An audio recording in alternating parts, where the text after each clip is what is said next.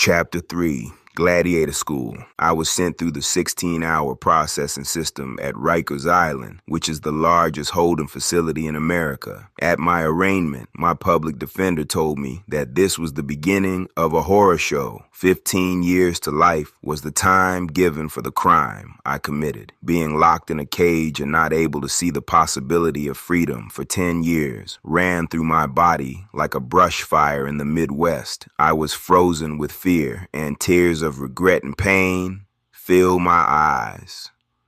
The public defender felt my grief because as a young brown-skinned warrior, he could have been the one with the L on his back. So I was put on suicide watch.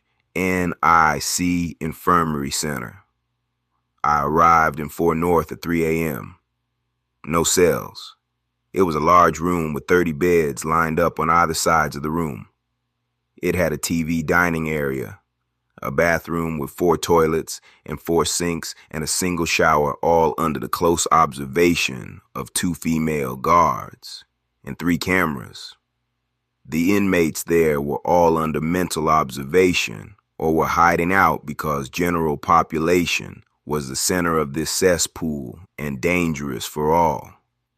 Others had been injured in a fight and were recovering. I thought that was what Gladiator School was about, but I would soon find out I was dead wrong.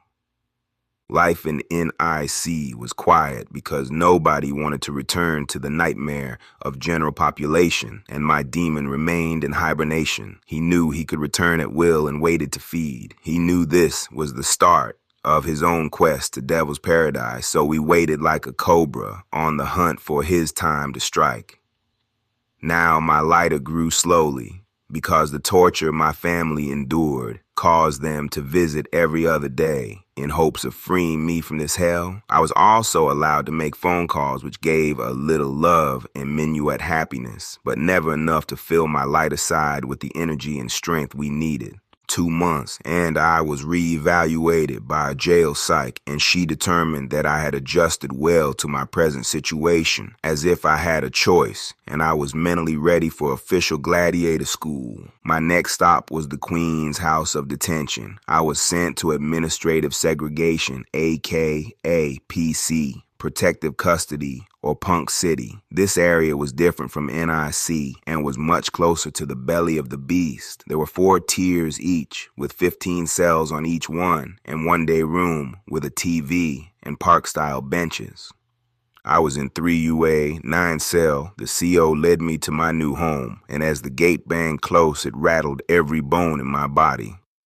The 8x10 box was equipped with a steel toilet, locker desk, and bed. The paint peeled as it revealed the years of destruction the walls had seen, and the stench of hate filled my lungs like a black cloud of soot that would take over my mind. It was summer, yet the demonic odor gave a chill to the air that caused me to tremble in fear. It was well after the witching hour when I sat on the plastic fireproof mattress and peered through the gates. I could see the streets of Queens, yet I truly was a million miles from home. As I dreamt of the world I wished I could touch, I heard a voice scream out the words to his favorite song, and I figured it was just one demon listening to his Walkman. But then minutes later, another, then another. Each cell's occupant yelled out songs, some in different languages. It was like an orchestra tuning their instruments simultaneously, but the songs were not sung in joy. They were more like screams of pain, as if each was trying to push away or cover the sorrow and grief he was feeling with those words. The sound built fear in my soul as it got closer to my cell. Then on the darkened tier, a flickering light danced across the floor. It was a torchlight. I couldn't imagine where it was coming from, but it too came closer to my cell as the screams did. The bone-chilling songs now sounded different. They sounded like cries of pain. My heart pounded as the dancing torchlight brightened, and when I could hear 10 sail through the walls, I knew I was next. But next for what? What was I about to experience that would make them cry so loud? I put on my headphones, hoping in some childish way that this would protect me if I couldn't hear it. It couldn't hurt me. Then he came. A lurking phantom cloaked like the Grim Reaper himself stood tall enough to have his head touch the ceiling. His hooded face was engulfed in darkness, but small balls of flames hung where his eyes would be. In his left hand, he held a huge, prehistoric book that was on fire but didn't burn, and in his right was a dagger with a flame that formed itself into the shape of a blade.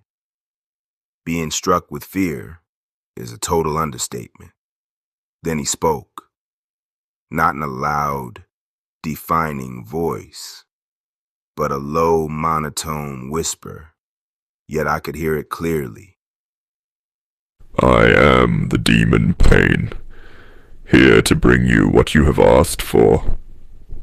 Asked for, I wanted to say I didn't ask for anything, I thought. But you did, Demon. You chose this path, and each action that brought you closer to your goal called out to me.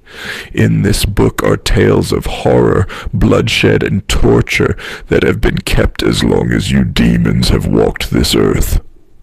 With this dagger I will share the tales with you, and carve them deep within your flesh beyond the bone and marrow, into the very depths of your soul. Prepare yourself, warrior, and welcome the wrath of the Demon Pain. And without another word, he passed through the bars like they did not exist, and I could not move as he gave me 100-fold all the grief and pain and destruction I had caused and brought to others. Yes, the Demon Pain gave me everything I gave, and as I too screamed out in song to try to escape the eternal pain, he blessed me with my demon woke and took great pleasure in the sorrow and grew stronger than he had ever been. And when the Demon Pain had finished and began to move on to his next victim, he said, This will not be our last visit, Demon, so prepare yourself for much more to come. The next morning, I was awakened by the 6 a.m. call for chow. I joined the line of demons after a quick brush and wash. The food was served at the lower tier and brought back to the day room, so all the awaiting demons can sense the energy of the new arrivals and recruit them to their army of demon warrior without a cause. Hours after the short meal, I sat in my cell and watched the demons mull in anticipation of what happened next. The head of the Dark Army stepped to my cell door and told me the Spanish nigger army's general was planning on making me pay rent. I would have to give a minimum of 2 packs of cigarettes a day, 1 carton a week, and if I didn't have it, I'd have to get it.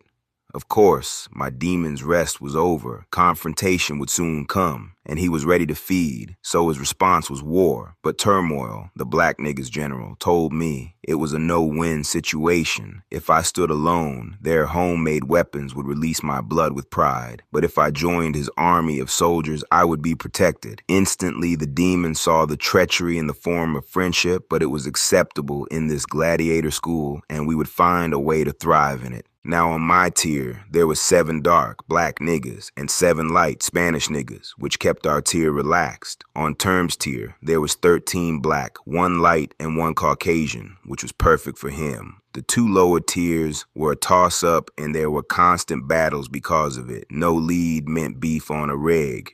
On occasion, the beef spilled into our tier, but for the most part, the tension was kept to a minimum. Demons that are kept cooped up and not allowed to feed and release usually release on each other. That's why there's so much violence in the prison system. The next days, Turmoil trained my body for war and my mind for battle. There were many rules and regulations to this new environment. Turmoil also realized I had an asset that separated me from his higher-ranking officers. I had an education. 95% of the population couldn't read or write, being that I could read and comprehend any and all paperwork. I was to be kept close.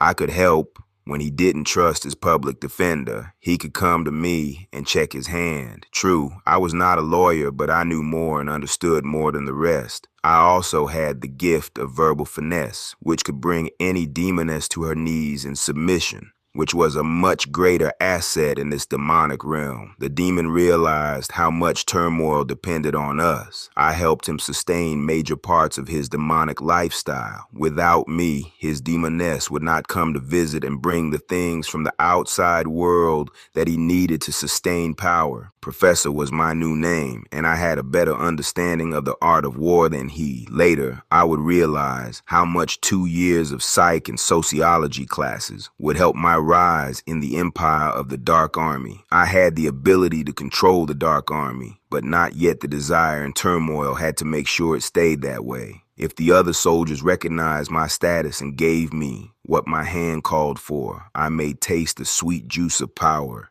and become intoxicated and overthrow the chief, a move he knew he could not stop. I know this story seems to be moving fast. It is because this is what it felt like to me. Several things happened in hours instead of days, and in days instead of months. Change was daily.